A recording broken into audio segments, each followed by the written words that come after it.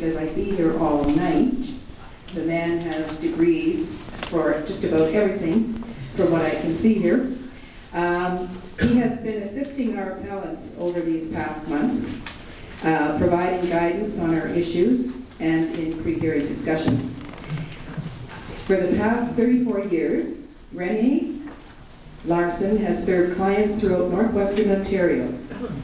His practice areas include the areas of wills, powers of attorney and estates, business and corporate, government relations, First Nations, land development, mediation, municipal law, personal and real estate law.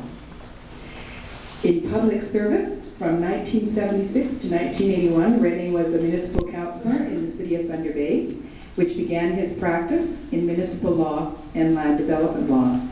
In 2000, Rennie returned to civic politics as a councillor at large for the city of Thunder Bay.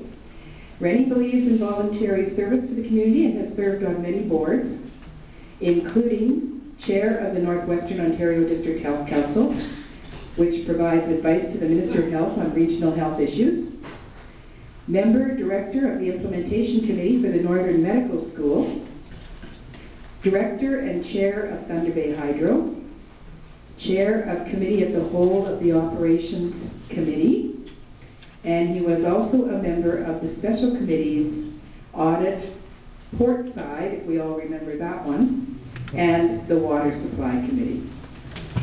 So, ladies and gentlemen, I would like to introduce Mr. Rennie Larson. If you would give him a hand.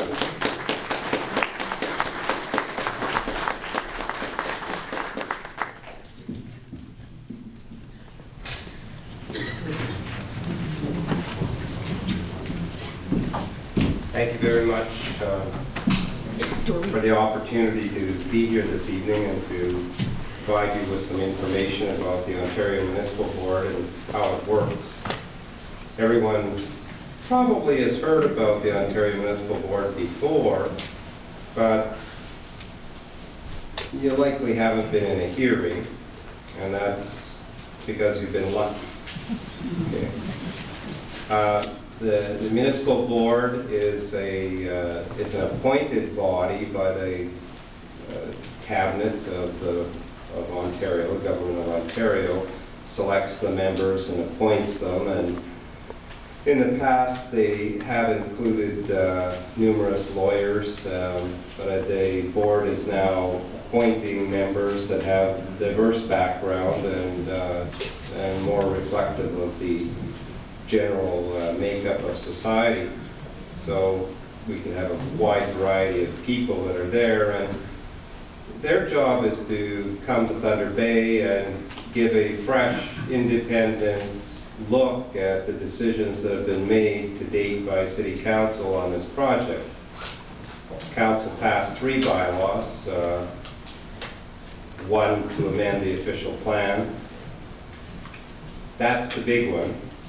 That's the one where we have the most opportunity to defeat the city in their planning, because they're making some very radical changes from what was there before.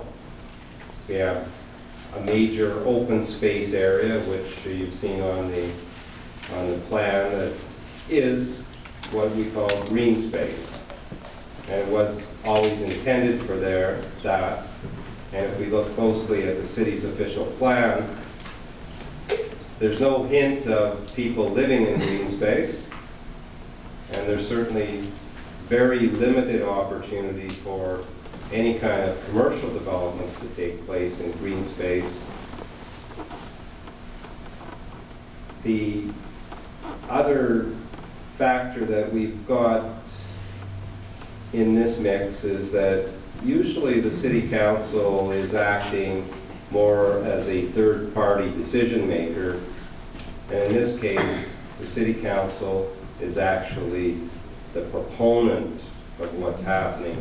They're deeply involved in the project, and the project wouldn't move ahead without the city as a major partner.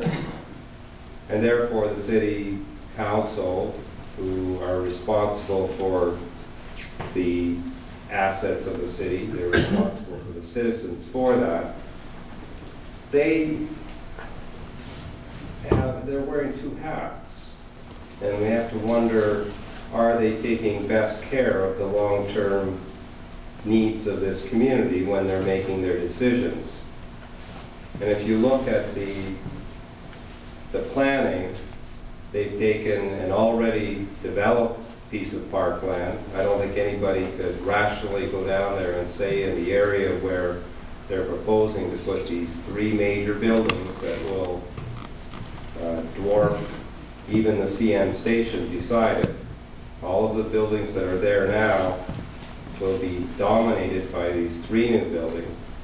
And they've also made a major decision to jam all of this new development in the narrowest area of this park. In an area of the park that it's currently difficult for us to even go north and south on the roadway in between. This narrow area of the park effectively serves as a barrier between the north side and the south side of the park, and generally the south side has been dominated by boating activities, and in the north side there's been more of the public open space activities such as summer in the park. So you have to consider what is happening. Why would we want to jam all of this development in such a narrow area of the park and essentially tear up everything that has been put there before? And on top of that, we're saying that this new commercial and residential development for people that will be able to afford the condominiums in the park, I don't think they're going to be cheap. So we have to keep that in mind, that people are given the right to have a condominium in a public park. So we have all of those factors going, and we have the Ontario Municipal Board coming in from Toronto. They've never likely not been here before. They may never have seen the park before. And they're going to look at the long-standing policies of this city under the official plan, which is the document that is the major change. I've mentioned earlier, we're changing the official plan. We're changing from major open space to mixed, well, first designation is called commercial.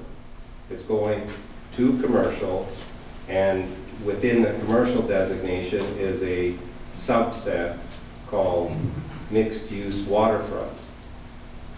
So that's the change that I think riles most people in this room. The two zoning bylaws that are up for consideration by the board are really they're the final decorations, they're the icing on the cake type of thing, which will allow City Council to locate the buildings and the improvements that are being proposed in a certain manner. To date, the restrictions in the zoning bylaw, the two zoning bylaws that have been presented, are very minimal. And I can assure you from my years of dealing with land use planning issues that no developer has ever received such latitude from the city in terms of locating the improvements within the zone.